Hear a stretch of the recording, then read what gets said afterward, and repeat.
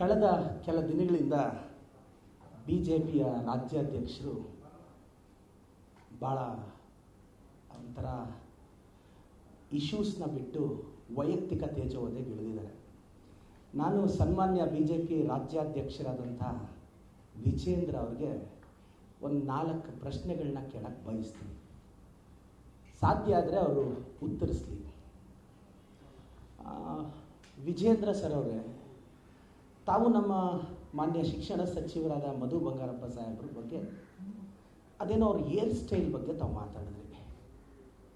ನೀವು ರಾಜ್ಯಾಧ್ಯಕ್ಷರು sir, issues ಮೇಲೆ ಮಾತಾಡಿ, ತಪ್ಪುಗಳಿದ್ರೆ ತೋರಿಸಿ. ಹೋಗಿ ಹೇರ್ ಸ್ಟೈಲ್ ಬಗ್ಗೆ ನೀವು ಮಾತಾಡ್ತೀರಾ ಅಂದರೆ ಇಲ್ಲ ನೀವು ಓದೋದು ಕಡಿಮೆ ಮಾಡಿರಬೇಕು, ಇಲ್ಲ ನಿಮ್ಮ ಹಿಂದೆ ಇರೋ ಅಡ್ವೈಸರ್ಗಳು ಓದೋದು ಕಡಿಮೆ ಮಾಡಿರಬೇಕು, ಇಲ್ಲ ನಿಮಗೆ ಗೈಡ್ ಮಾಡ್ತಿದಾರಲ್ಲ ಅವ್ರನ್ನಾದರೂ ನೀವು ಚೇಂಜ್ ಮಾಡ್ಕೋಬೇಕು. ನಿಮ್ಮ ಪಾರ್ಟಿ MLAಗಳು ಸದಸ್ಯರು ಮಾತಾಡಲಿ. ಒಂದು ಶಿಕ್ಷಣ ಸಚಿವರನ್ನ ಪ್ರಶ್ನೆ ಮಾಡುವಾಗ ವೈಯಕ್ತಿಕ ತೇಜೋವಧೆಗೆ ಯಾರಾದರೂ ಇಳಿತಾರ? ವಿಜೇಂದ್ರ ಅವರೇ, ಶಿವಮೊಗ್ಗದ ಇತಿಹಾಸದಲ್ಲಿ ಇಬ್ಬರನ್ನ ಮರೆಯೋಕ್ಕಾಗಲ್ಲ. ಶಿವಮೊಗ್ಗದ ಇತಿಹಾಸ, ಆ ಇಬ್ಬರು ಇಲ್ಲದೆ ಇತಿಹಾಸ ಕಂಪ್ಲೀಟ್ ಆಗಲ್ಲ. ಒಂದು ಬಂಗಾರಪ್ಪ ಸಾಹೇಬರು, ಇನ್ನೊಂದು ಯಡಿಯೂರಪ್ಪ ಸಾಹೇಬರು. ಇವರಿಬ್ಬರು ಶಿವಮೊಗ್ಗ ಚರಿತ್ರೆಯಲ್ಲಿ ಉಳಿಯೋರು. ಇವತ್ತು ಬಂಗಾರಪ್ಪ ಸಾಹೇಬರು ಸ್ಟೈಲ್ಗೆ, ಕೆಲಸದಲ್ಲೂ ಸ್ಟೈಲ್ಗೆ ಕೇರ್ ಆಫ್ ಅಡ್ರೆಸ್ ಆಗಿದ್ದವರು. ಗ್ರಾಮೀಣ ಕೃಪಾಂಕ ಕೊಟ್ಟು ರೂರಲ್ ಮಕ್ಕಳು ಪ್ರತಿಷ್ಠಿತ ವಿದ್ಯಾಸಂಸ್ಥೆಯಲ್ಲಿ ಓದಬೇಕು ಅಂತ ಆವತ್ತು ಗ್ರಾಮೀಣ ಕೃಪಾಂಕ ಕೊಟ್ಟವರು ಬಂಗಾರಪ್ಪ ಸಾಹೇಬರು.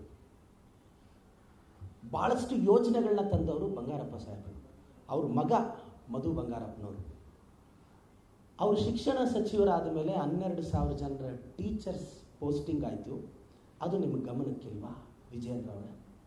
ಶಿಕ್ಷಣ ಸಚಿವರಾದ ಮೇಲೆ ನೀವು ಈ ಬಾರಿ SSLC ಎಕ್ಸಾಮ್ ಬರೆದಂಥ ಸ್ಟೂಡೆಂಟ್ಸ್ನ, ಅವ್ರ ಪೇರೆಂಟ್ಸ್ನ, ಟೀಚರ್ಸ್ನ ಕೇಳಿ ನೋಡಿ. ಇಷ್ಟು ಸ್ಟ್ರಿಕ್ಟಾಗಿ ಎಕ್ಸಾಮ್ ಯಾವತ್ತೂ ಕರ್ನಾಟಕದಲ್ಲಿ ನಡೆದಿಲ್ಲ. ಇದು ಇವತ್ತು ಗೊತ್ತಾಗಲ್ಲ, ಅದರ ಎಫೆಕ್ಟ್ ಇನ್ನೊಂದು 5-10 ವರ್ಷ, ಈಗ ಅವರು ಗ್ರ್ಯಾಜುಯೇಷನ್ ಮುಗಿಸ್ಕೊಂಡು ಆಚೆ ಬಂದಾಗ ಗೊತ್ತಾಗುತ್ತೆ. ಅವ್ರು ಇವತ್ತು ಎಜುಕೇಷನ್ ಸಿಸ್ಟಮಲ್ಲಿ ಬದಲಾವಣೆ ತಂದಿದ್ದಾರೆ. ಫೇಲ್ ಆಗ್ತಿದ್ರು ಹುಡುಗರು, ಈಗ 3 ಅವಕಾಶ ಕೊಟ್ಟಿದ್ದಾರೆ. ಸ್ಕೋರ್ ಕಡಿಮೆ ಆದರೆ ಲೈಫ್ ಟೈಮ್ ಅದೇ. ಈಗ ಒಬ್ಬ ಹುಡುಗ 10th ಸ್ಕೋರ್ ಕಡಿಮೆ ಮಾಡಿಬಿಡ್ತಾನೆ, ಪೇಪರ್ ಟಫ್ ಬಂದು, ಆದರೆ 3 ಅವಕಾಶ ಕೊಟ್ಟಿದ್ದಾರೆ. ಇಂಥ ಗಟ್ಸ್ ಇರೋದಕ್ಕೆ ಇಂಥ ತೀರ್ಮಾನಗಳು ತೊಗೊಂಡಿದ್ದಾರೆ. ಬಂಗಾರಪ್ಪನವ್ರ ಬ್ಲಡ್ ರೀ ಮಧು ಬಂಗಾರಪ್ಪ ಸಾಹೇಬರು. ನಾನು ಹೇಳೋದು, ಇಶ್ಯೂಸ್ ಮೇಲೆ ಮಾತಾಡೋದು ಬಿಟ್ಟು ವೈಯಕ್ತಿಕ ತೇಜೋವಧೆ ಮಾಡೋದು, ಅದು ರಾಜ್ಯಾಧ್ಯಕ್ಷರಾಗಿ ಇದು ಸರಿನಾ ವಿಜೇಂದ್ರ ಸರ್?